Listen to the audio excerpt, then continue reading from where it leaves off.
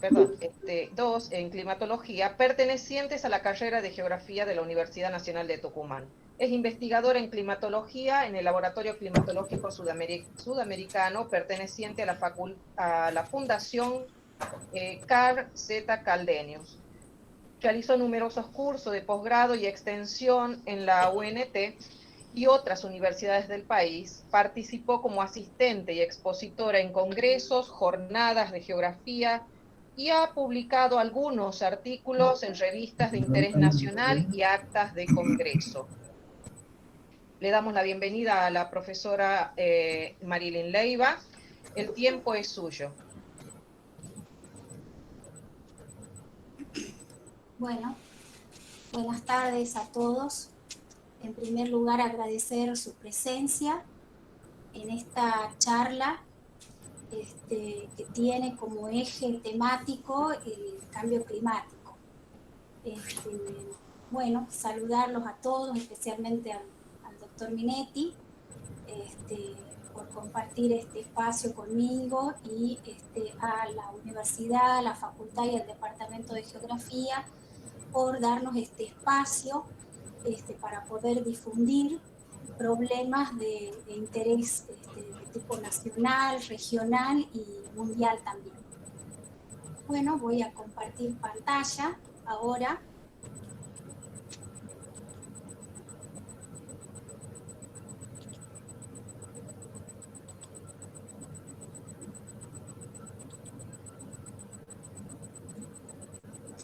Bueno, Se ve bien. bueno.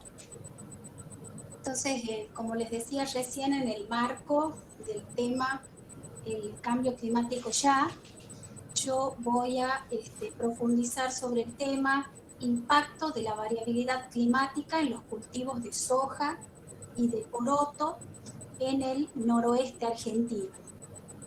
Antes de empezar a profundizar sobre este tema, a mí me gustaría,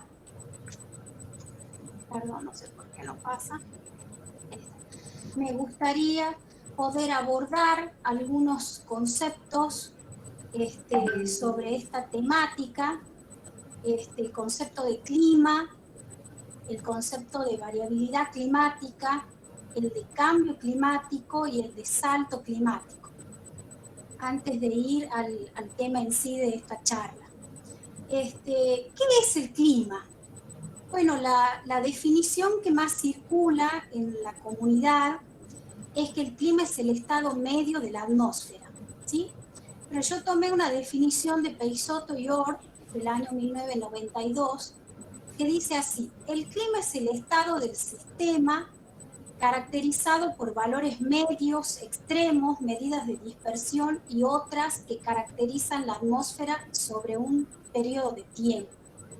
O sea que no solamente hay que tener en cuenta el promedio de las distintas variables, sino que además hay que tener en cuenta los valores extremos de estas variables y también las medidas de dispersión.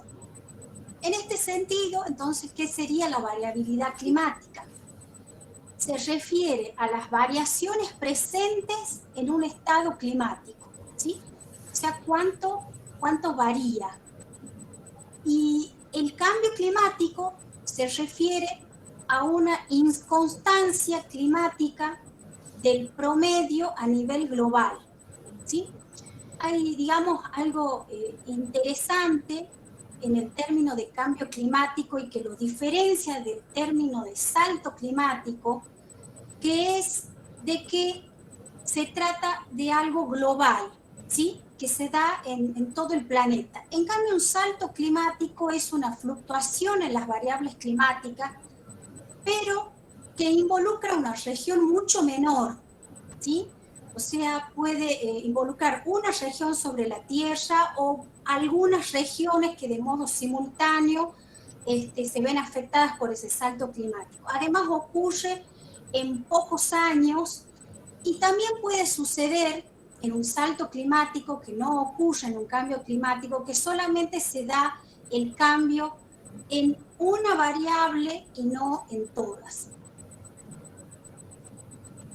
En el año 1950 se produjo en la llanura, en nuestra llanura argentina, en la Chaco Pampeana, se produjo un salto climático que trajo como consecuencia principalmente el aumento de las precipitaciones. Yo hice un estudio sobre un área que se muestra en este mapa y que corresponde al área semiárida subtropical tropical del norte argentino. Y en todas las estaciones meteorológicas en donde había datos disponibles y en algunas zonas también periféricas a esta área, yo lo que hice fue un promedio regional de las precipitaciones medias anuales. O sea, hice un promedio de todas las precipitaciones y obtuve este gráfico, que ¿qué es lo que nos muestra? Nos dice que desde principios del siglo XX hasta mediados del siglo XX hubo un periodo más seco, con menores precipitaciones, como puede verse en este gráfico, y a partir del año 50 se invierte la situación hacia un periodo más húmedo, ¿sí? Con mayores precipitaciones. Y esto duraría aproximadamente hasta el año 2000, que es cuando empiezan a descender las precipitaciones medias anuales en toda esta región. El salto climático no solamente incluyó un aumento en el volumen de las precipitaciones, sino también en cambios como, por ejemplo, una mayor nubosidad, una menor heliofanía, también hubo un enfriamiento, o sea que hubo una disminución de las temperaturas medias. Pero bueno, hay distintos autores que mencionan y afirman de que este salto climático favoreció la expansión de los cultivos en los márgenes semiáridos de esta llanura del este en el noroeste argentino. Pero también nombran otros factores que paralelamente actuaron junto con el aumento de precipitaciones, otros factores de otra índole que no son climáticos, factores como tecnológicos o económicos, por ejemplo, el aumento del precio internacional de los granos. También ocurrió una mayor demanda de los granos en países asiáticos y países de Europa. También, digamos, esto coincidió con el hecho de que hubiera disponibilidad de tierras en esta zona y disponibilidad de mano de obra. También el hecho de que hubiera tecnología en el país adecuada para el cultivo de granos, que es lo que, digamos, los cultivos que se introdujeron en esta expansión, cultivos que ya se producían en la región pampeana desde hacía mucho tiempo atrás y que se introdujeron en estos márgenes semiáridos. Acá, por ejemplo, vamos a ver un ejemplo en el departamento de Anta, en Salta, como en el año 1975 casi la totalidad de la superficie del departamento se encuentra cubierta por vegetación natural, ¿sí? Cubierta por vegetación natural, que es lo que ustedes pueden observar en color verde oscuro. Prácticamente cultivos hay en sectores muy reducidos. En cambio, en el año 2016, prácticamente el 50% de la superficie total del departamento de Anta se encuentra cubierto por cultivos, que es lo que se puede observar en color verde claro. Y además, zonas que, bueno, que acá se muestran en rojo, que sería suelo desnudo, que también podría interpretarse como suelos que están dedicados al cultivo, pero que quizás ya, digamos, se levantó el cultivo y por eso se lo puede encontrar de esta forma. También voy a mostrar el ejemplo de Burruyacu, Tucumán y de Jiménez, departamentos que se encuentran hacia el este de la provincia de Tucumán y hacia el oeste de la provincia de Santiago del Estero. observamos que en el año 1975 la mayor parte de la superficie se encuentra cubierta por vegetación natural, solamente una pequeña parte al sur de Burruchacu se encuentra con áreas cultivadas. En cambio, en el año 2016, toda la mitad este del departamento Burruchacu se encuentra cubierto por cultivos, al igual que toda la zona oeste del departamento de Jiménez. ¿Cuáles son los principales cultivos que se introdujeron en la región a raíz de esta expansión agrícola? Fueron granos, en donde los principales fueron la soja y el poroto. La soja es un cultivo estival, es un cultivo que requiere aproximadamente 300 milímetros de precipitaciones en todo su ciclo. El ciclo va desde noviembre a mayo. Y además es un cultivo que es sensible a a los extremos, a las temperaturas extremas, es decir, a los golpes de calor y también a las heladas.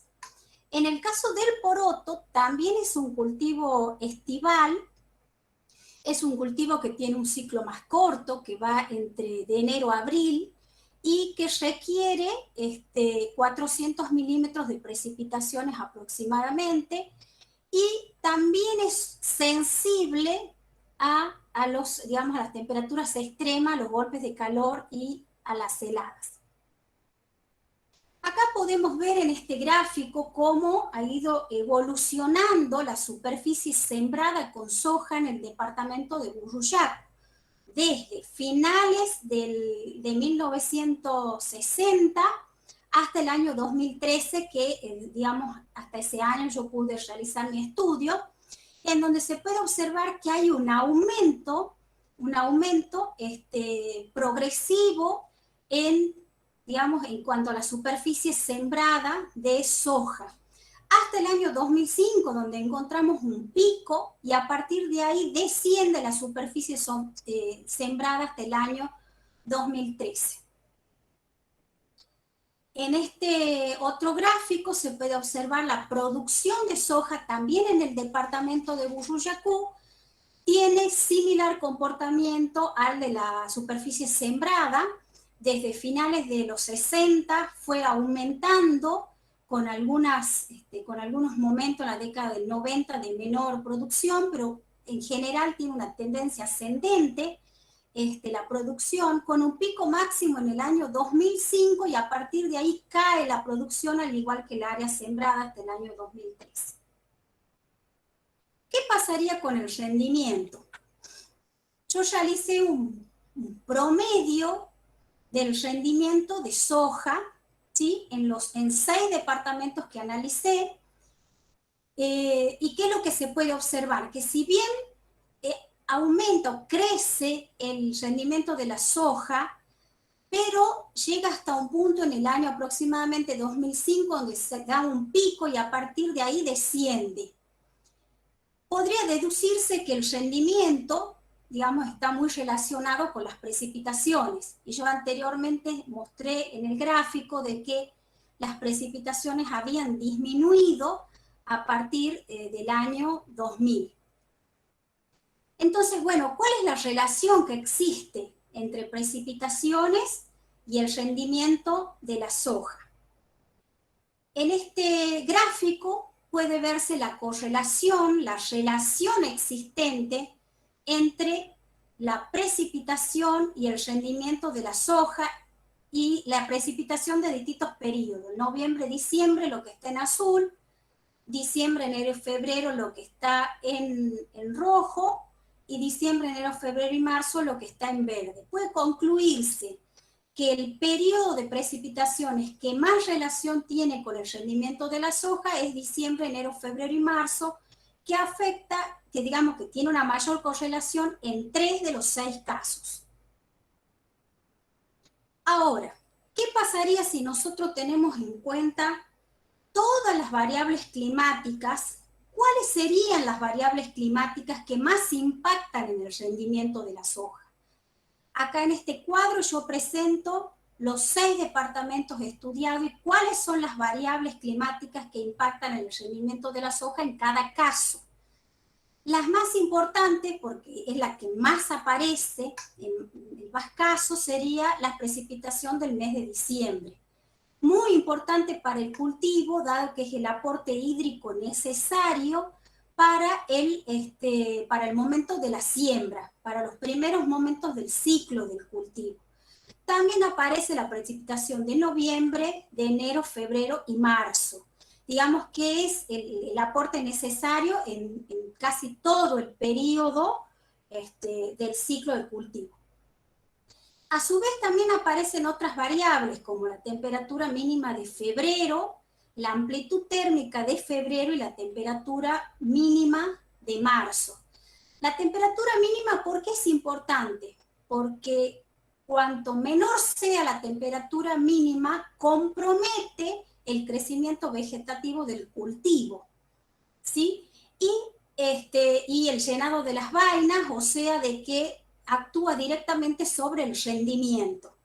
A su vez, la amplitud térmica está directamente relacionada con la humedad.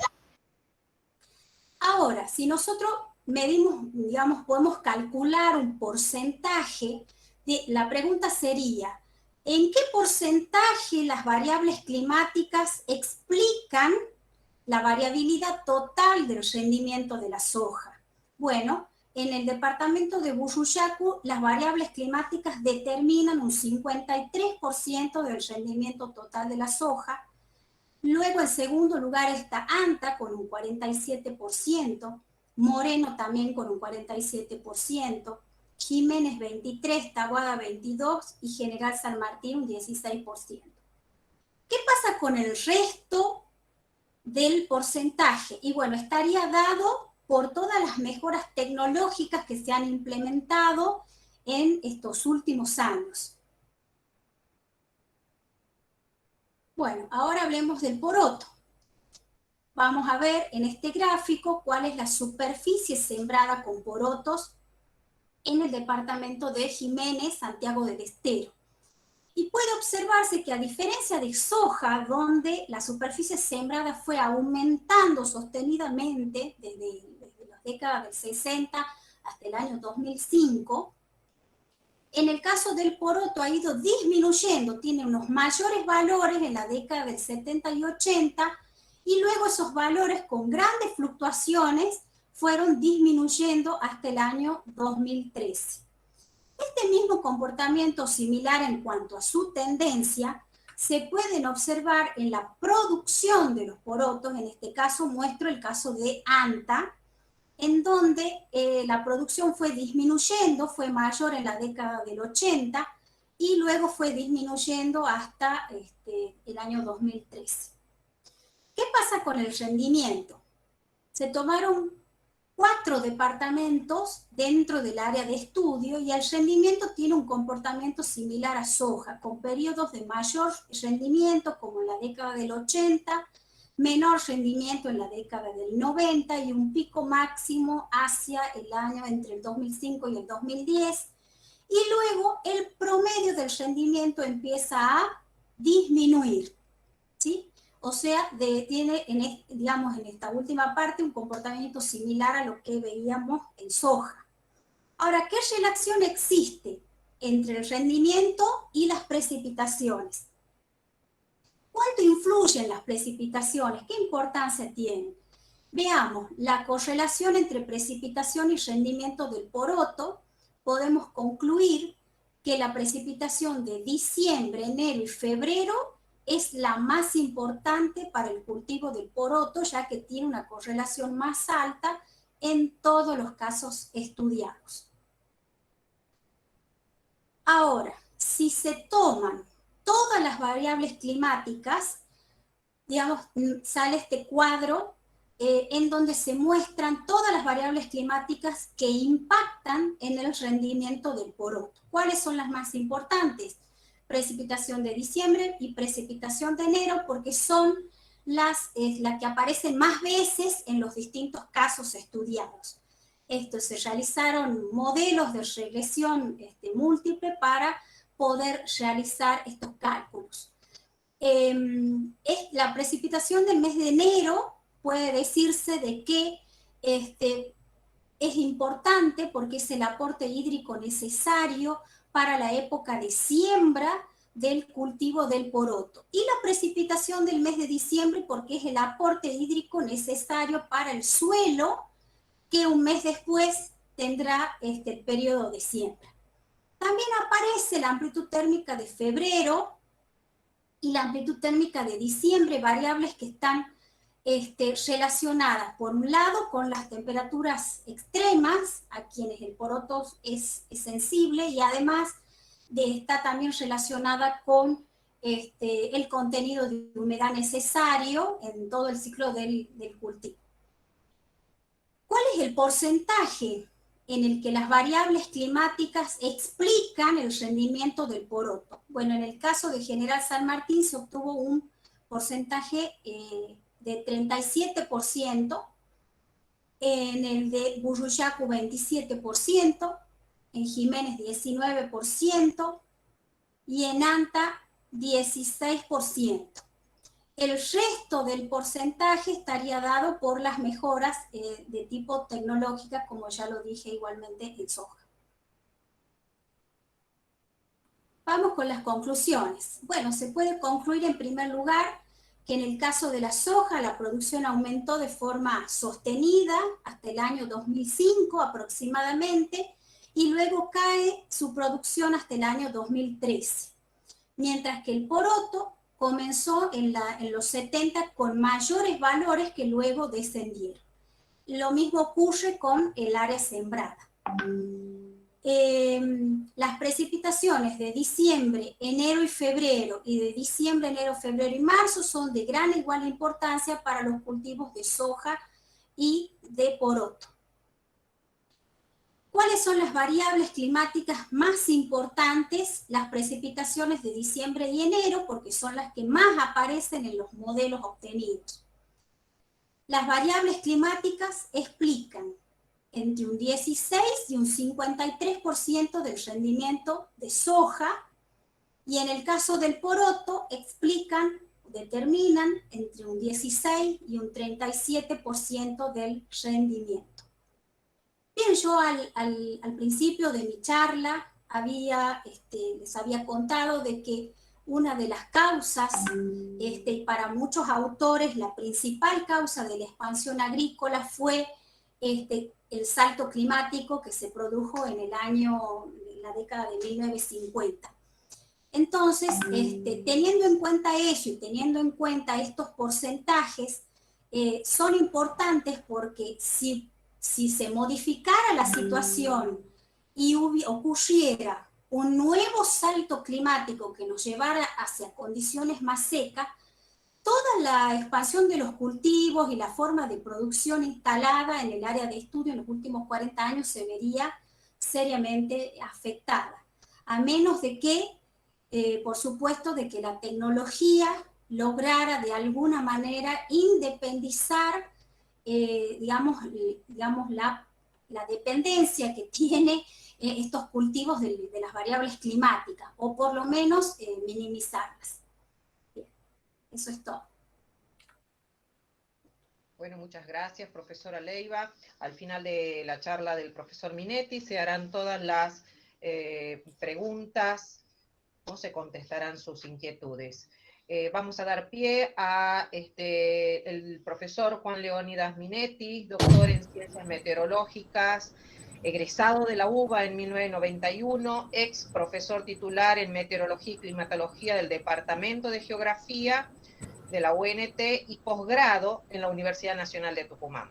Es jurado de concursos en diversas universidades del país y la UBA, ex investigador del CONICET, ex miembro de la Comisión de Ciencias de la Tierra, vicepresidente de la Fundación Caldenius y director del Laboratorio Climatológico Sudamericano, ex jefe y creador de la Central Agrometeorológica de la Estación Experimental Agroindustrial Obispo Colombres de Tucumán. Dirige actualmente un proyecto sobre variabilidad y cambio climático Ha publicado más de 120 trabajos sobre clima en revistas y congresos de Argentina y el exterior, y los libros El clima del NOA y El clima de Bolivia. Es consultor en temas de climatología y sus aplicaciones en instituciones y empresas del Estado y privada, además de dirigir operativamente un servicio de vigilancia y perspectivas climáticas operativas todos los meses en Argentina y países vecinos. Con ustedes le presento al doctor Leónidas Minetis. Suyo es su tiempo, doctor. Hola, hola, hola. Se le escucha Hola, muy buenas tardes. Buenas tardes. ¿Me están escuchando? Sí, perfecto. Sí, doctor, lo escuchamos.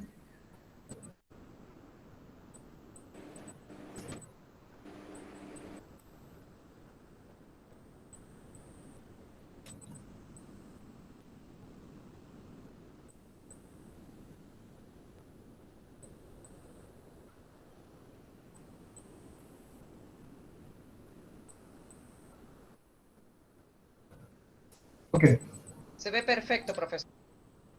bien. Disculpen las interrupciones, pero son las adaptaciones de los viejos a la tecnología moderna.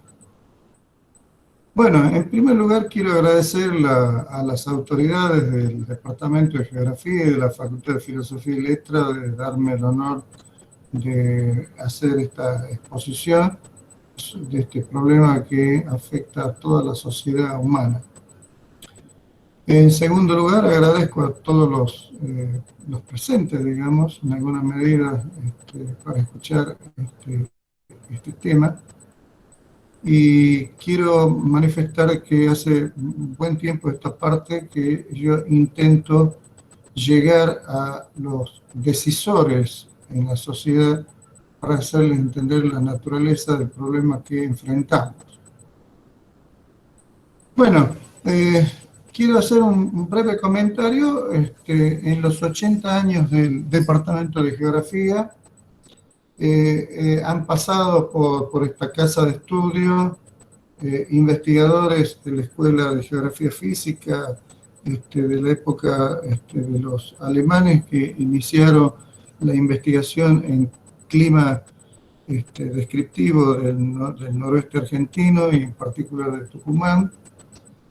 También a la segunda ola de investigadores que aparecieron posteriormente y que algunos de ellos tuve la suerte de ser alumno en otras escuelas de geografía. Y por último, digamos, nuestro grupo de trabajo, en la cual hay una buena impronta de la Universidad de Buenos Aires en la formación y en la dirección de tesis doctorales.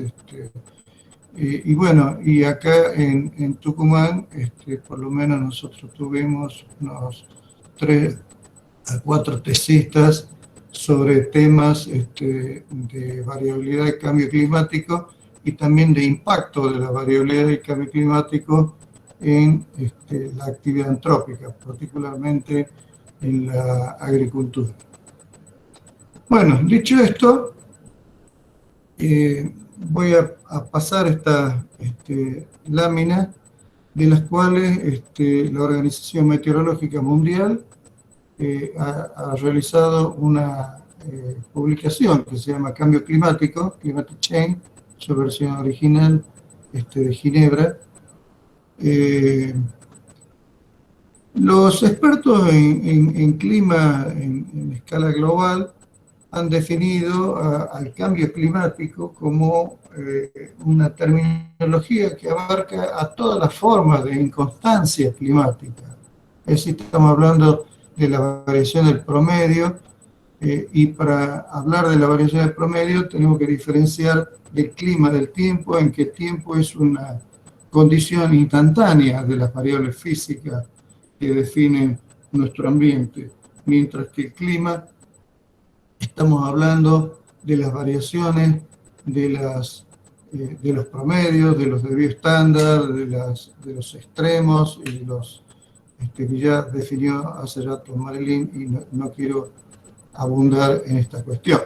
Pero ya no estamos analizando las variables, sino los parámetros, porque el promedio, el desvío y todos los demás elementos que hacen a la definición del clima tienen que ver con parámetros, no con variables. Estos parámetros, una vez definido más o menos que es una inconstancia de estos parámetros, vamos a empezar por la inconstancia de los promedios. La inconstancia de los promedios pueden ser vistas de tres maneras. Una, la que tienen acá, digamos, donde puede aparecer un máximo de una variable seguida, iniciada y seguida por dos mínimos, un mínimo seguida o antecedida por dos máximos, un cambio brusco definido como salto climático, climatic jump, y los cambios tendenciales, sean crecientes o decrecientes, de las variables. Todas estas formas son formas que producen cambios en los promedios. Nadie está hablando acá de las otras condiciones que hacen a la definición del clima. Estamos hablando solamente de la inconstancia del promedio. Obviamente, por ejemplo, que cuando nosotros pensamos en el salto climático, que es una inconstancia violenta de la condición promedio, en términos estadísticos exige para su análisis la necesidad de que se mantengan la variabilidad. Es decir, para esto hay pruebas estadísticas que muestran que los cambios que han ocurrido en la década del 50 han generado a continuación que la variable que se analiza en el caso de la precipitación o la temperatura haya un cambio también importante en la variabilidad. Es decir, los cambios de la década del 50 han seguido con cambios importantes en la variabilidad del clima, hasta el punto que esto está claro por el asombro de la sociedad cuando ve condiciones de sequías extremas y de excesos extremos. Bien. Para poder encarar un poco la situación real que estamos observando, nosotros hemos monitoreado la variabilidad de la temperatura por un índice térmico que estima la cantidad de localidades que hay mes por mes con temperaturas arriba de lo normal. Esa cantidad puede ser llevada a términos anuales, como la suma de las variables mensuales, y esto, que es un índice térmico, termina mostrado en este gráfico a la izquierda abajo, donde la variabilidad interanual está siendo mostrada como un cambio o una tendencia violenta desde la década del 70 hacia el presente. Entre línea y línea aquí está representando a un año en particular. Bueno, lo cierto es que desde 1871 hasta el 2020, el índice térmico del sur de Sudamérica, que incluye particularmente a Tucumán, que es nuestro objeto de preocupación, estuvo mostrando dos tendencias al calentamiento. Uno sobre fines del siglo XIX y comienzo del siglo XX, acá posteriormente en la década del 50 y la década del 60 hubo un leve enfriamiento, y a partir de allí tenemos un calentamiento marcado, que hace que los valores anuales de los índices térmicos que están expresados aquí en el lado superior de este gráfico no haya sido visto en el pasado instrumental, es decir, en el periodo de medición. Si nosotros hacemos un análisis de este mismo índice, pero en términos mensuales, nosotros podemos observar que hay un 50% de localidad de condiciones cálidas, que es la condición normal, y todas las demás observaciones que tenemos mes a mes, estamos viendo de que están por arriba del valor del 50%.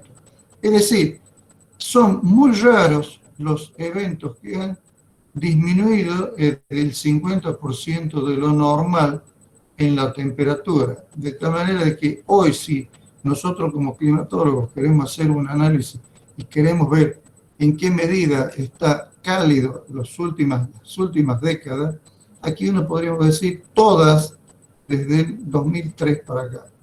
Desde el 2003 para acá, la tendencia es a estar casi permanentemente la temperatura por arriba de lo normal, que es esto que está acá. Ahora, esto es un serio problema para un climatólogo, porque entonces tendríamos que decir que la mayor cantidad de pronósticos que se pueden hacer del clima para adelante van a estar en la condición cálida, o que si nos preguntan cuánto es la anomalía, la mayor cantidad de anomalías en las últimas décadas son casi todas positivas. Esto nos muestra la gravedad y el apartamiento de la condición normal que se han registrado en la temperatura en particular. El otro problema, saliendo de la temperatura, es que en las últimas décadas, en la zona central de Brasil y en la zona central de Chile, se han registrado las sequías más persistentes de la región sudamericana. Cuando yo digo la más persistente, estoy refiriéndome a otro de los parámetros que intervienen en la definición del clima, la persistencia, es decir, en qué medida, digamos, una variable está interactuando con la variable que sigue y así en el tiempo y así sucesivamente. Si ustedes quieren ver cómo se han comportado las precipitaciones en estas dos regiones, aquí podemos observar en el centro de Chile, desde el 2003 hasta el presente, una tendencia sostenida a aumentar las condiciones de sequía. Este 50% de la condición normal, aquí es el índice de la sequía cuando está por debajo del 50%, y arriba del 50% da condición seca. Bien, desde el 2003 al presente, nosotros tenemos una tendencia sostenida a las condiciones secas en la zona central de Chile y la cordillera central de Argentina. Últimamente, en el centro de Brasil, en los últimos 8 años, también se ha estado observando una sostenida tendencia hacia la sequía, que pasa de una condición normal a una condición del 75% de localidades secas en cada una de las regiones, sea el centro de Brasil o centro de Chile. Ustedes me preguntarían, ¿y por qué el análisis lo estamos haciendo desde el 2003 para adelante? Y es que ocurrió que desde 1955 aproximadamente, en que se produce el salto climático de la década del 50-60, al presente, las condiciones han sido bastante lluviosas en Argentina, y esto desembocó en grandes inundaciones en los bajos submeridionales y grandes inundaciones en zonas urbanas, como la de Santa Fe en el 2003. Bien, nosotros hemos puesto mucha atención de lo que ocurre en el clima desde el 2003 para adelante, porque es como que hubiera ocurrido un clic, un cambio violento de las condiciones lluviosas a condiciones secas a partir del 2004 para adelante. Allí es cuando nosotros montamos el sistema de vigilancia climática en las precipitaciones y en las temperaturas para investigar en tiempo operativo cómo está funcionando el cambio climático. Bien. Ahora, Estábamos hablando de grandes regiones, de macroregiones, como todo el centro de Chile, que tiene igual comportamiento que el sur de África y que el sur de Europa. Estas tres regiones constituyen una única región en el comportamiento de largo plazo. ¿Hacia dónde? Hacia la sequía.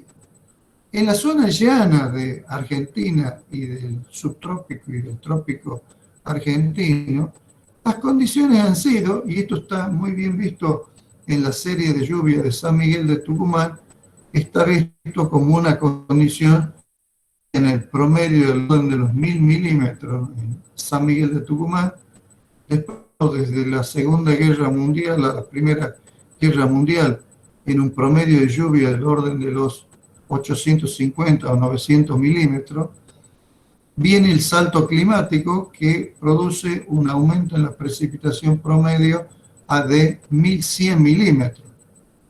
Esta zona, este periodo de gran precipitación es el que ha desembocado en las grandes inundaciones del semiárido argentino, y que acá en el 2003, digamos, se puso fin a este proceso de aumento de las precipitaciones.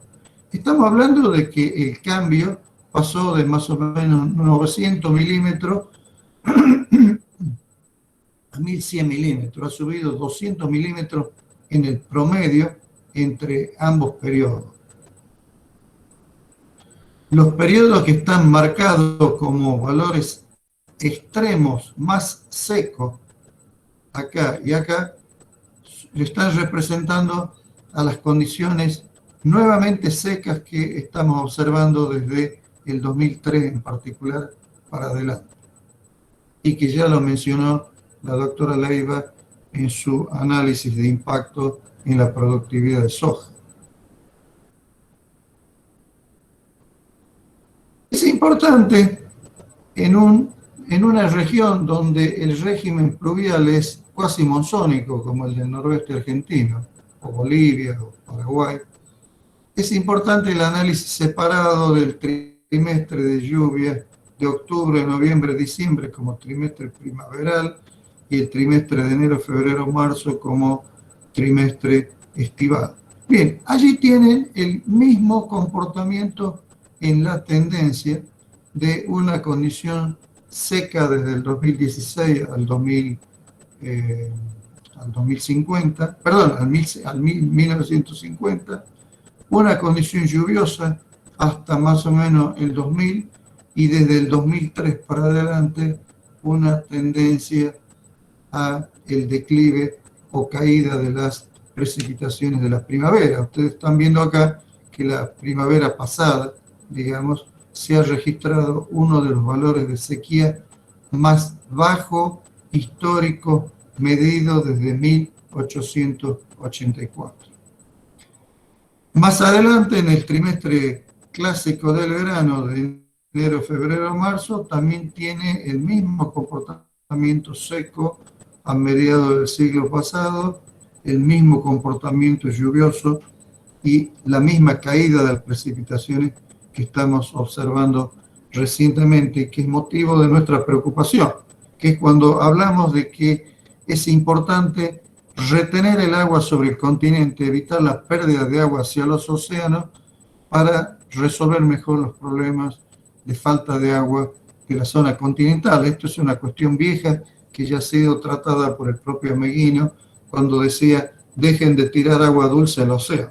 Este es nuestro problema que estamos enfrentando en la actualidad y que estamos tratando de motivar comprensión por parte de los decisores políticos.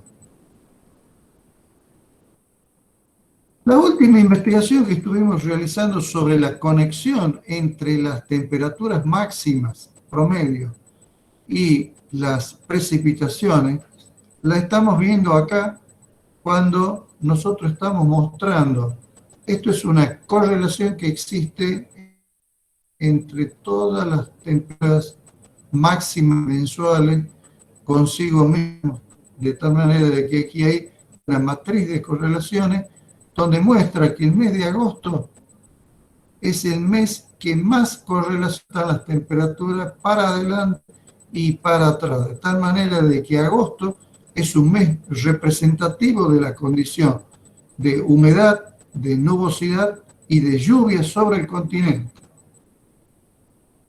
Aquí podemos ver a la temperatura de agosto que está interviniendo en la conexión con los otros 12 meses. Estamos viendo acá las temperaturas promedio en forma interanual, año a año, donde está acá el periodo seco ya mencionado, el periodo lluvioso también ya mencionado, y el seco reciente. Desde el 2003 para adelante hemos estado observando altas temperaturas, como esta que está acá, la del 2018-2019. La del 2018-19, Argentina perdió un tercio de la producción de grano, de tal manera que pasamos a producir 90 millones de toneladas de grano a 60 millones de toneladas de grano en esta condición calurosa y seca. Posteriormente, esto duró hasta el año 2013, que tenemos el otro pico de condición calurosa y seca.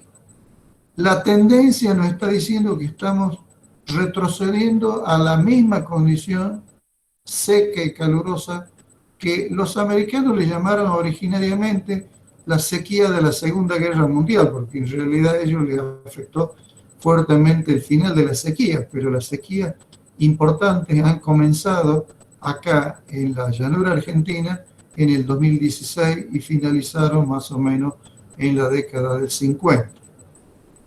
Bien, estamos entonces inequívocamente viendo de que las condiciones térmicas y de lluvias están las térmicas ascendiendo en las temperaturas máximas y el aumento de las temperaturas máximas promedio tiene que ver con las condiciones de disminución de humedad y aumento de los días soleados y de las condiciones de sequía como la que estuvimos observando en los meses pasados.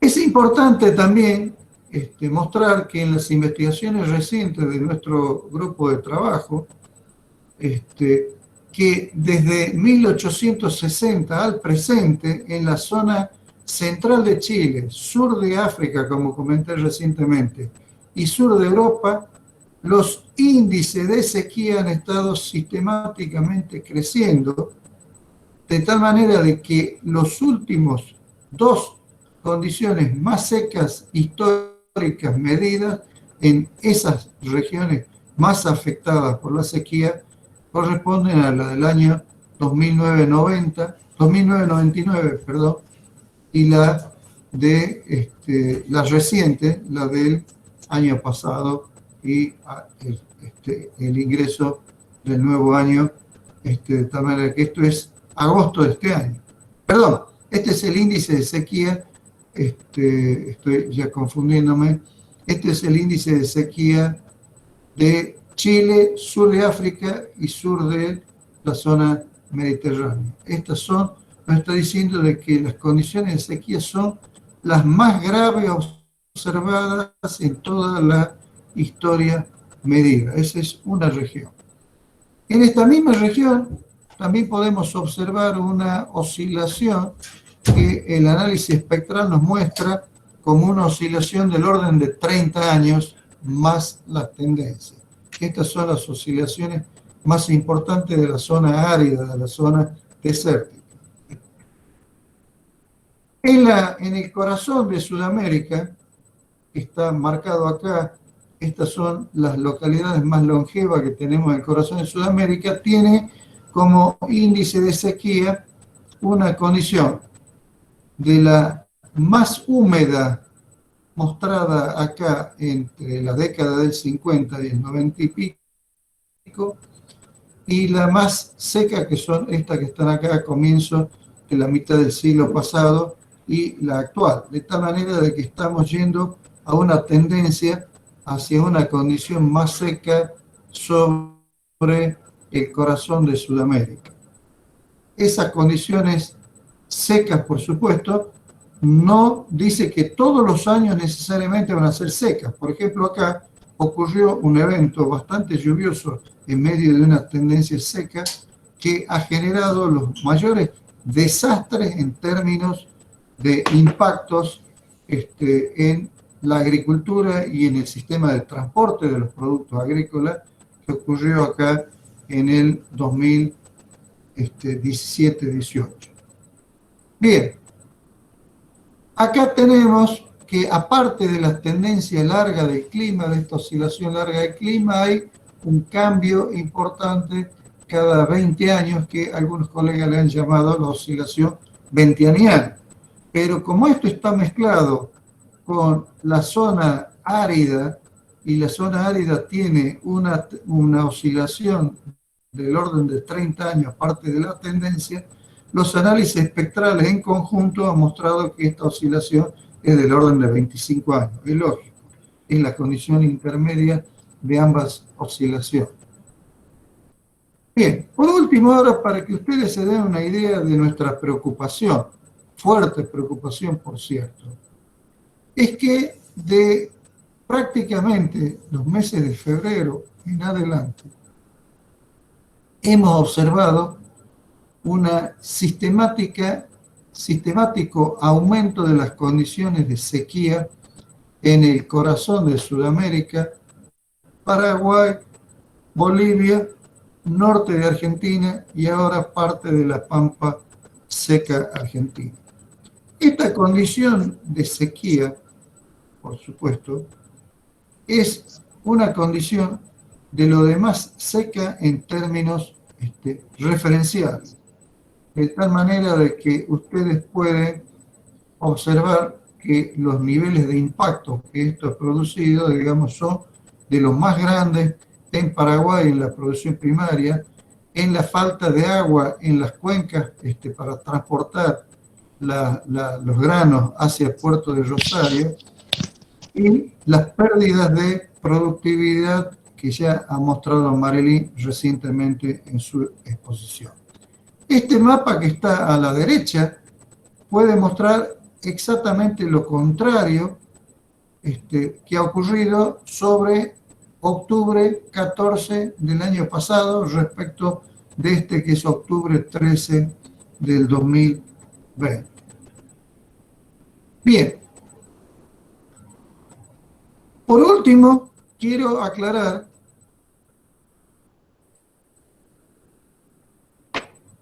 un par de cuestiones que tienen que ver con el cambio climático. Estas cuestiones tienen que ver con con la mitigación. Y la mitigación es cómo aminorar el impacto del cambio climático con acciones inteligentes por parte de los decisores. En este momento los decisores somos particularmente toda la sociedad humana. Esto es para disminuir las tendencias a largo plazo, más aún si son de origen antrópico, como la posibilidad de reforestar, la posibilidad de instalar diques en las zonas continentales. Todo eso son acciones políticas. Son ellos los decisores, en este caso, para mitigar el efecto del cambio climático. También tenemos un problema de adaptación a los cambios de largo plazo que tiene que ver con, aquí es importante el término cultural, digamos, ¿no? Como la adaptación es de hecho un hecho cultural. Acá para pasarla mejor necesitamos educación y para educarnos tenemos la escuela, la universidad y los otros centros educativos, además, digamos, de la interacción entre investigadores y decisores. Bien, son dos aspectos que yo quería remarcar.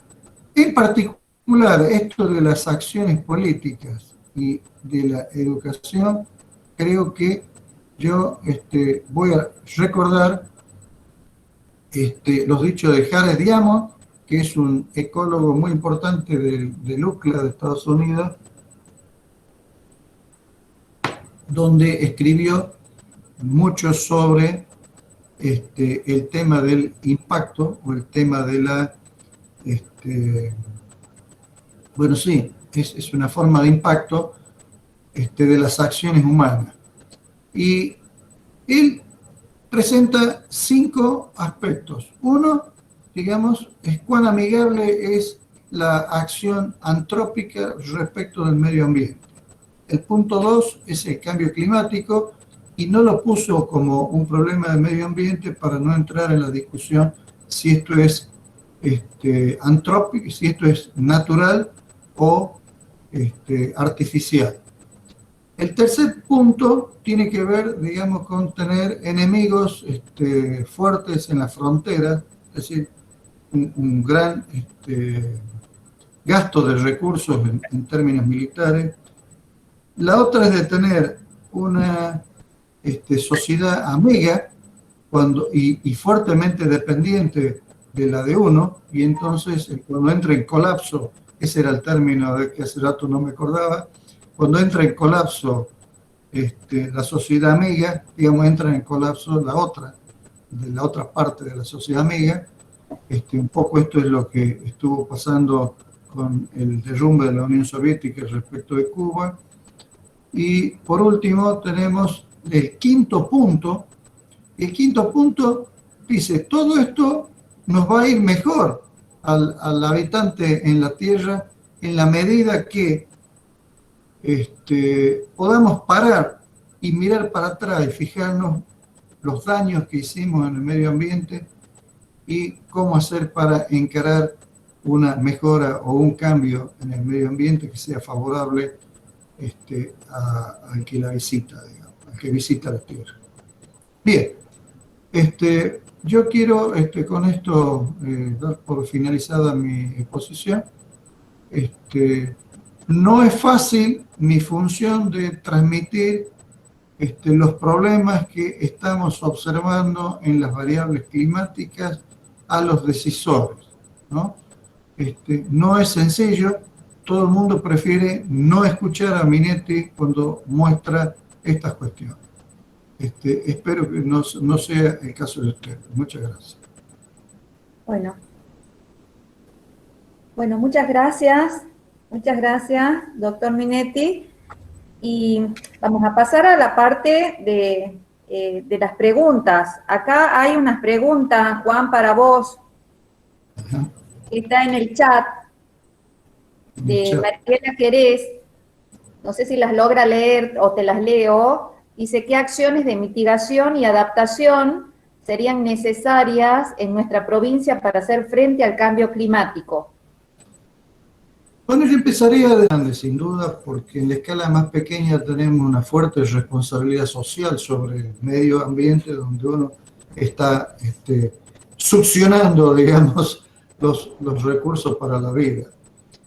No hay acción antrópica que no deje de perturbar al medio ambiente. Toda acción antrópica perturba el medio ambiente. Entonces, cada acción que nosotros hagamos tiene que estar acompañada de la solución posible que tendría, digamos, el uso.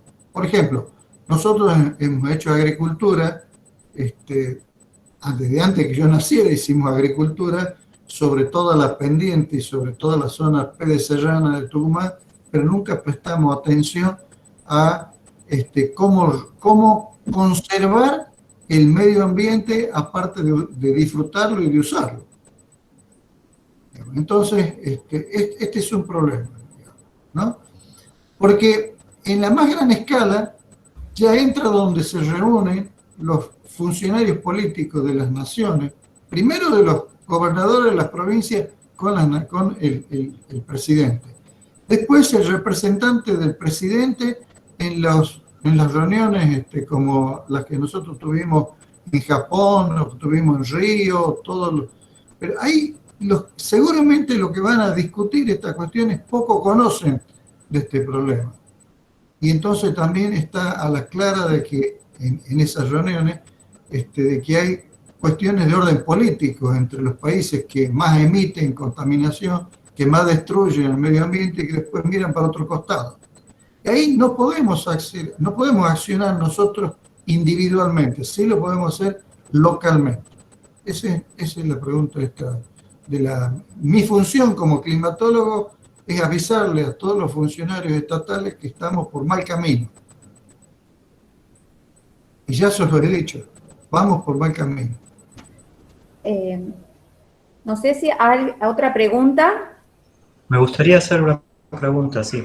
Por favor.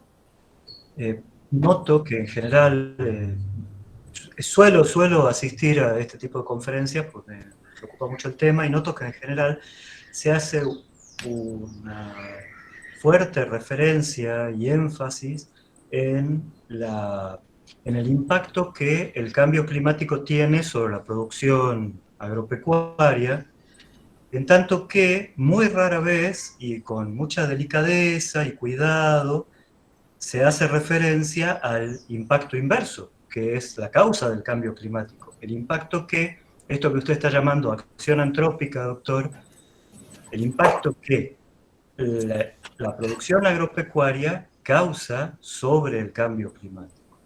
Respecto de lo último que usted estaba diciendo, lo que yo creo es que en general nuestra especie ha accionado sobre la naturaleza como si la naturaleza fuese una entidad imperturbable e inafectable, como si fuese absolutamente estable, cuando sabemos perfectamente que no. Pero me llama la atención este aspecto de las conferencias sobre cambio climático. Por otro lado, hay otro aspecto que creo vinculado con lo que acabo de decir, que también me llama la atención, y es que hay mucha queja acerca de los decisores políticos, pero poco comentario acerca de los actores económicos que son causa del cambio climático. Casi no es una pregunta, pero sí es una pregunta. No sabría cómo formularla como pregunta, pero son como dos cosas que están vinculadas entre sí que me llaman mucho la atención. No sé qué opinan los doctores, me gustaría escucharlos. Bueno, respecto a la primera, es correcto. Siempre cuando vamos a enseñar climatología y entramos en el tema de la bioclimatología y queremos mostrar la dispersión de las especies vegetales en el planeta y cómo lo asociamos con el clima, siempre presentamos algo que me enseñaron los ingenieros agrónomos, es un triángulo donde tenemos el clima, el suelo y la planta. Hay un feedback entre los tres elementos, así que eso es correcto lo que usted acaba de manifestar. Tal vez por mi naturaleza de climatólogo físico, yo incursiono, en el pasado incursionaba más cuando tenía muchos ingenieros agrónomos de asociados en la estación experimental donde yo trabajaba, era mi trabajo apuntando a los aspectos agrícolas. Pero sí, es correcto eso.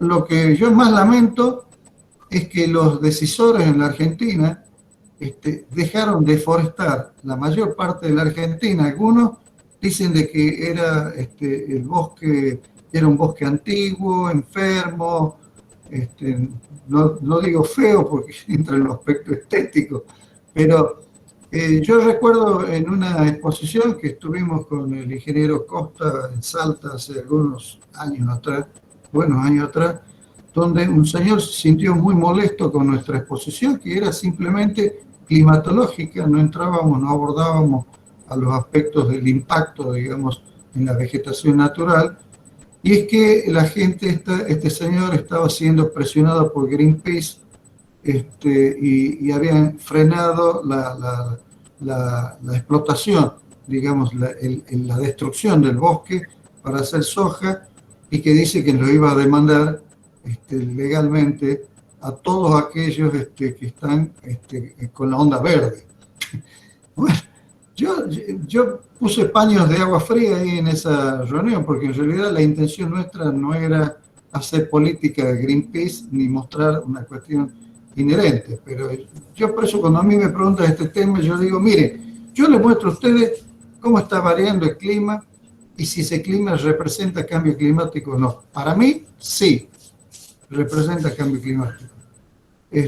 Ahora, si eso es natural o antrópico, yo me lo reservo para discutirlo con la almohada. Porque si yo me pongo de una posición, por ejemplo, los tecnólogos dicen de que no se puede el mundo tener en el mundo un gran parque natural mientras hay 7.000 millones de almas que han muerto de hambre. Entonces, bueno, los tecnólogos tienen sus razones al respecto. Y sobre esto, quiero hacer una aclaración sobre la exposición de Marilyn, y es que ella hizo una simulación, inclusive, por pedido mío en la tesis, bastante bien hecho, hizo una simulación sobre cómo serían los rendimientos de la soja en el pasado a partir de las condiciones climáticas, porque no es que las condiciones climáticas solamente impactan el 53%. Por ejemplo, si no llueve absolutamente nada, el impacto es del 100%. Y eso hemos estado viendo nosotros en la década del 50 y del 40, es que todo el este de Tucumán, la mayor parte del este de Tucumán, por no decir todo, hemos tenido años donde prácticamente no llovió casi nada. Y en esos años que no llovió casi nada son imposibles de hacer agricultura. Y esto es difícil de modelar, porque yo puedo modelar mientras hay agricultura, porque hay resultados, y luego yo conecto estos resultados con las variables físicas con las biológicas. Pero si empieza a haber cero de producción, entonces yo no puedo, me cuesta hacer un modelo por esto. Y también el problema es el impacto de que cuando hay cero de producción, porque el clima estuvo realmente adverso, como puede haber ocurrido ahora, si se hubiera dado en verano la sequía que tuvimos. El impacto que le produce a la agricultura en el año siguiente y en los años subsiguientes por el tema del abandono de las tierras, porque acá cuando empezaron con la sequía, muchos decisores vendieron su campo, pusieron los dólares en la valija y se los llevaron a Bolivia. Es por eso que yo escribí un libro sobre el clima de Bolivia, porque nadie sabía cómo era el clima de Bolivia, pero iban espantados por las malas decisiones. Algunos dicen que las decisiones eran de los gobiernos, otros de los empresarios que quieren ganar mucho, etcétera, etcétera. Entonces, todo esto es fuertemente conflictivo. Yo me dedico solo a estudiar el clima. Perdón, Juan, ahí tenés dos preguntas de Daniel Scrocchi. Dice, buenas tardes, como especialista, ¿qué acciones o campañas se pueden generar desde los medios de comunicación para instalar el debate, interés y participación de la sociedad en este tema? En caso de poder ejecutar acciones concretas, ¿cuáles y de qué forma serían las más convenientes? Mire, los otros días estuve en una reunión en la Gaceta y me preguntaron sobre las acciones. Entonces yo le dije, mire, yo soy un desilusionado con las acciones. Este es el problema personal. Porque el último dique que Tucumán hizo, que es Tucumán es agua, data de cuando yo nací. Digamos, perdón, estoy explicando mal. En el año, cuando yo tenía 16 años, fue la última obra hídrica que se hizo en Tucumán de valor. Fue la última obra. Entonces quiere decir que si en esa cantidad de años esa es la única obra que se hizo realmente importante, es porque el recurso está mal manejado. Si el recurso está mal manejado, yo tengo que decirle a la gente y tengo que pedirle a los educadores que pongan fuerte énfasis en que le digan a sus alumnos que las lluvias del noroeste argentino representan un oasis húmedo que está presionado por dos desiertos, o por un desierto, la Puna, que es árido, y la zona semiárida del este chaqueño. La presión de eso puede liquidar estos ecosistemas que para mí son sumamente frágiles. Para mí, algunos biólogos también dicen lo mismo. Bueno, y hay otra pregunta, Juan, dice, ¿Cree que tomando ciertas medidas podría frenarse un poco los cambios climáticos? Eso dice el investigador que yo mencioné recientemente, Jared Diamond. Jared Diamond pregunta, ¿qué pasó con aquellas sociedades en aquellas islas que están en el Pacífico, que fueron cortando las palmeras, hasta que de pronto quedó la última palmera por cortar? Y dice, ¿qué pensó el decisor, el jefe de la tribu, cuando iban cortando las palmeras hasta que no quedó ninguna palmera en la isla? Es una muy buena pregunta esa. Entonces dice, lo que va a ocurrir en el futuro es que la única solución que tiene esto es de que el ser humano, con su inteligencia que ha tenido para destruir, se pare, mire para atrás, vea todo el daño que hizo y como conoce cómo lo hizo el daño, conoce cómo revertirlo como resultado. Hay sociedades que han avanzado fuertemente en estos aspectos, otras sociedades que son un verdadero desastre. Hay una pregunta, Juan, dice, buenas tardes, soy mamá de 2 nenas que van a la escuela Sarmiento de nuestra provincia. La verdad, una tiene 11 y la otra 12. ¿Cómo desde mi lugar se le puede enseñar y que ellas puedan transmitir a sus pares acerca de este tema tan importante, cosas pequeñas, cotidianas? Muchas gracias. Disculpen, ¿podría contestar esa pregunta? Sí, por favor, Marirín. Bueno, yo como profesora de la Escuela Sarmiento y como mamá de 2 niñas que van a la Escuela Sarmiento, quisiera, bueno, hacer mi aporte y contestarle a la señora, ¿no?, que está presenciando esta charla. La verdad es que para nenas chiquitas, creo que hay 2 cosas. Lo principal es conocer el problema. Que los niños deben, y los adolescentes, los jóvenes, para solucionar un problema primero hay que conocerlo, ¿sí? Yo, por ejemplo, mis hijas saben que no se tienen que lavar los dientes con la canilla abierta. Son pequeñísimas acciones para un niño, pero que pueden significar grandes cosas si todas las personas de la humanidad pudiéramos cumplirlas.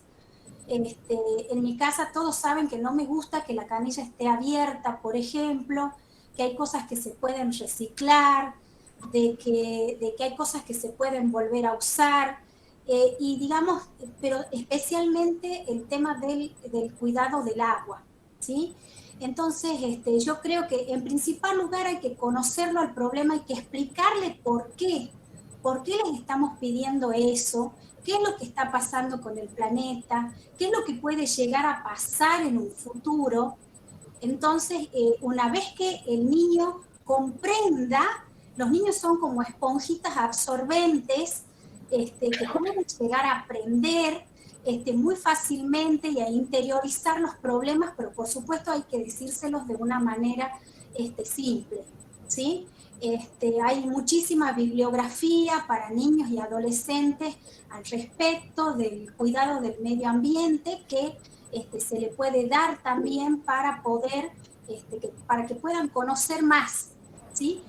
Ese es el aporte, digamos, que yo quisiera aportar desde mi lugar como docente desde el secundario, en la universidad, como investigadora, y acá desde mi punto de, digamos, de haber dado esta charla.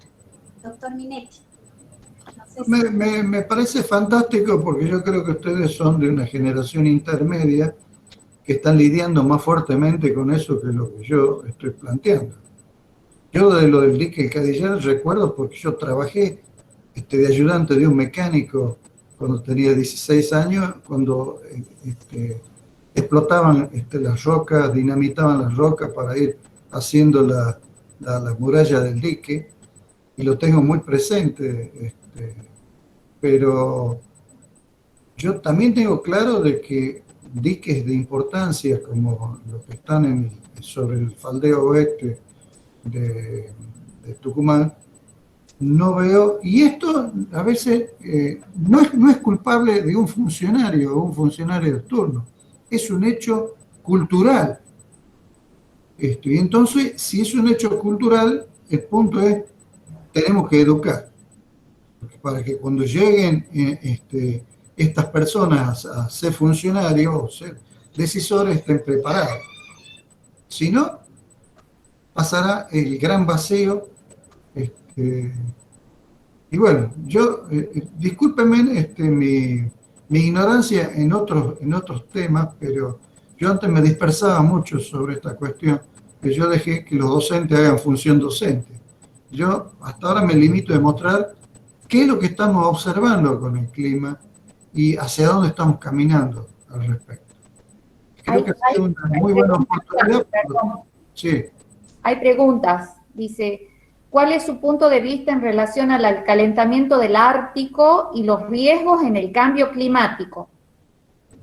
Y lo mismo que la del Antártico y lo mismo que yo estuve presentando acá, que los valores térmicos en el sur de Sudamérica, esa onda que ustedes vieron que se dispara para arriba, eso es exactamente el mismo comportamiento en escala global, lo que ocurre en lo regional.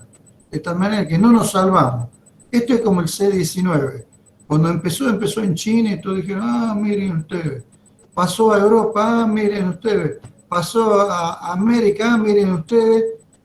Bueno, es un problema de todos. Nosotros terminamos con el C-19 y arrancamos fuertemente con el tema del calentamiento global y sus impactos. Hay otra pregunta, Juan. Dice, ¿el proyecto HARP afecta el cambio climático de forma severa? Perdón, soy ignorante. ¿Cuál es el proyecto HARP? No sé, el profesor Díaz Dorhofer, que está acá, por favor, si lo puede explicar. ¿A dónde está, Germán? ¿Está Germán?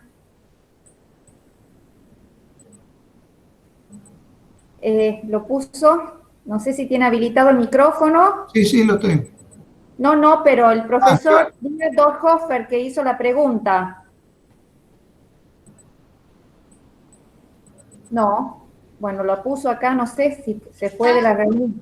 No, está contestando los mensajes. Ajá. Capaz que tiene algún problema con el micrófono. Bueno, ¿alguna otra pregunta? Yo le tengo una pregunta para el doctor Minetti. Sí. Cuando dijo al principio de tu presentación de los sectores que dicen no quieren escucharlo a Minetti, ¿cuál sientes, Juan? ¿Qué sectores son los que sientes que tienen más resistencia o de la sociedad civil? ¿O cuáles sectores, también otra pregunta, son los que te sientes que te pueden acompañar en esta movida de crear una conciencia del cambio climático? Mire, en una época en el laboratorio me visitaban muchos periodistas y todo el mundo preguntaba qué pasaba con la maldita agua que generaba inundaciones. Después, otra oleada de periodistas preguntaban qué pasó con la maldita agua que está faltando y que me está produciendo sequía. Entonces yo, después de cansarme de recibir periodistas o la prensa para hablar sobre los desastres, es decir, sobre los extremos, yo dije, miren, esta es la última vez que yo me voy a entrevistar con la prensa, porque de nada vale que yo diga, mire, está pasando esto, estamos montando sobre este problema, si realmente los que reciben la información es para lamentarse nada más. Entonces, si es para lamentarse y es una reunión de llorones, yo no actúo. Entonces yo dije, no voy a ir más a una reunión con la prensa para decir qué mal que estamos. No lo voy a hacer porque realmente es dañino para mi propia persona. Yo, después, en términos de decisores, a mí me enseñaron permanentemente en la universidad que la peor decisión que se puede tomar es la que se toma sin información. De esto estoy harto de ver todos los días. El otro día me llamó una persona de Neuquén, de un río de Neuquén, que hicieron un proyecto y que no estaba el estudio medioambiental realizado, o si lo habían realizado era tramposo. Estamos en lo mismo. Más aún, en un momento yo dije, yo tengo por norma, cada vez que hay una elección, porque nosotros gobernamos a través de nuestros representantes, cada vez que hay una elección, lo primero que me fijo es cuál es el plan que tiene el candidato respecto del tema del agua y de la educación.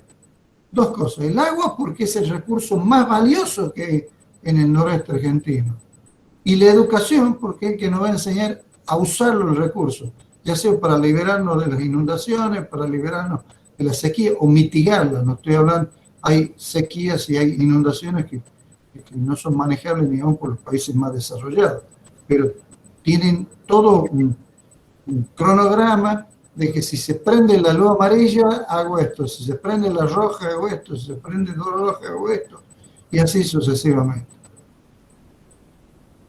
Estos funcionarios yo no los veo en acción, o cada vez que los veo en acción. Yo puedo mencionarte dos eventos que me marcaron a mí. Diciembre de 1970, con una sequía que en diciembre en Tucumán llovió 24 milímetros en todo el mes.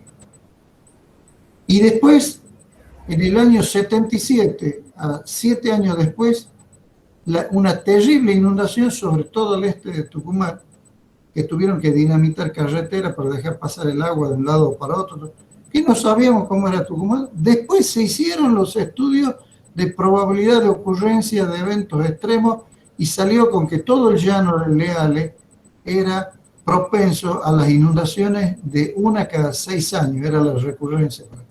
Y entonces, las obras que se hicieron de infraestructura, las obras viales, no tuvieron en cuenta que esta es una zona de alto impacto por las inundaciones. Wow. Cuando se inundó todo el sudeste de Neuquén en la época del gobierno militar, estaba el coronel Balofet, que era la especie de ministro del interior de la provincia de Tucumán, y le fue a decirle, mire, esto se ha inundado porque ese dique que está instalado ahí, que es el dique frontal, es un dique de alto impacto negativo para la provincia de Tucumán. Por los factores de salinización sobre la cola del dique, por el levantamiento de la napa freática y la dificultad para drenar el agua de inundaciones, por lo que era un montón. Y entonces dijo Balofet, yo estuve en esa reunión, y dijo Balofet, ¿qué acaso nos están planteando de dinamitar el dique? Bueno, ¿dónde están los estudios medioambientales de esto? No existían. No existían.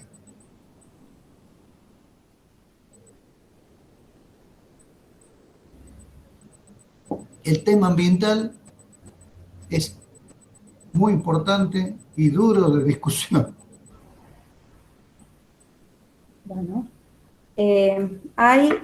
bueno, te leo lo que pusieron del proyecto HARP, Juan, dice, Sí, es sí. un proyecto que genera un bombardeo intensivo en la atmósfera de rayos de alta frecuencia. Según investigaciones, son los que provocaron una intensidad de huracanes seguidos en septiembre del año 2017. No sé si tenés registro de eso. No, pero no creo. ¿No? No, en realidad, Sí.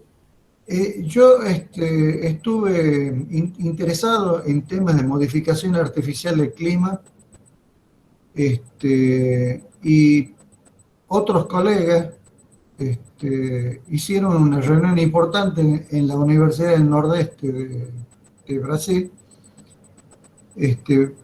un poco para que haya la opinión de los climatólogos sobre la modificación artificial del clima. Y los climatólogos llegaron a la conclusión, después de sus deliberaciones, que era importante, antes de llevar a cabo un proyecto de modificación del clima, de intensificar la red de medición para poder contrastar con el periodo anterior o posterior a esto, o en el lugar o fuera del lugar, para ver cuál era el impacto.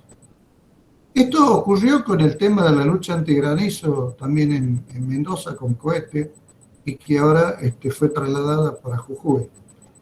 Entonces, los agricultores jujeños de San Pedro de Jujuy hicieron un planteo ante el gobierno de la provincia de Jujuy de que, derivado del bombardeo que le estaban haciendo a las nubes graniceras, estaban disminuyendo la probabilidad de lluvia sobre el área. Y bueno, ¿quién cree que hizo el trabajo de impacto? El que está frente a usted, acá. Y llegamos a la conclusión de que no había ningún impacto. Sin embargo, había mucha política y mucha prensa. Entonces, es el otro aspecto que yo quiero mencionarle. ¿Es posible de que nosotros tengamos una prensa que solamente se interese en cuestiones violentas para vender más, para tener más llegada? Pero son muy pocas las prensas que realmente están interesadas en el problema ambiental. El doctor Vargas, una vez que yo le mostré, una vez desplegó un diario La Prensa del año 43 o 45, cuando se batía la gran sequía continental aquí en Argentina, que yo estuve mostrando. Una hoja entera, una página de 2 domingos seguidos, salió densa información sobre cómo estaban funcionando la sequía, sobre cuáles eran los factores que generaban la sequía.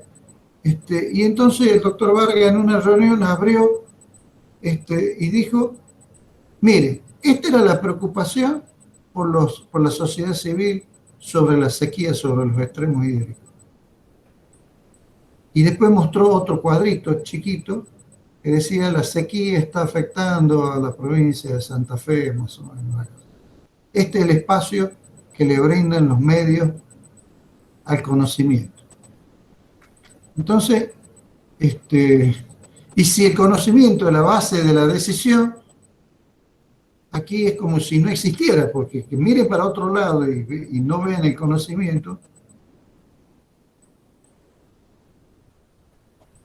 Ajá. Bueno, Juan, sería, en términos, sería como bastante preocupante el escenario que estás planteando. Y la pregunta mía final sería, ¿cuál sería, digamos, con qué acción te quedarías o elegirías y que calmaría de alguna manera toda esta preocupación tuya del cambio climático? ¿Qué sería lo deseable que se podría hacer como sociedad? Bueno, tendría que sentarme y escribir largamente. No es una pregunta para responder. Bueno, algo sintético. Yo sé que ustedes han quedado preocupados por los dichos acá. Bastante. Me parece muy bien. Ese es mi objetivo, que se preocupe. Lo peor sería que no nos preocupemos. No sé si el doctor Vargas se retiró de la reunión. Sí, está el doctor. ¿Está en la reunión el doctor Vargas? Estaba. Él podría habernos ayudado con eso porque él tiene muy buenas ideas al respecto. No sé si serán alentadoras, pero tiene buenas ideas. ¿No está el doctor Vargas? No, parece que no. Bueno. Estaba el doctor Vargas, sí. Sí. Bueno. Bueno, si no hay más preguntas, damos por finalizada la conferencia, la charla. Agradecerle infinitamente a la doctora Marilyn Leiva, al doctor Juan Minetti, siempre es un placer escucharlo. Y bueno, invitarlo para próximas conferencias que se va a organizar desde el Departamento de Geografía. Bueno, estamos a sus órdenes y bueno, que tengan buenas tardes. Muchas gracias. Muchísimas gracias para todos. Muchas gracias.